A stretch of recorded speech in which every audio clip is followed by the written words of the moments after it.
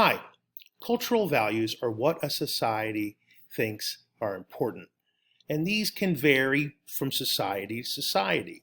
Here is an example, okay? So, Americans value freedom, independence, self-reliance, equality, individualism. These are all things that we as a society value.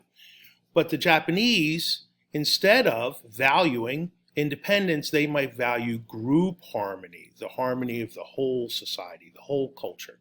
And in Arab culture, they might be more likely to focus first on family harmony, right? Americans, we value equality, but the Japanese are more likely to value age and seniority, like rank and job.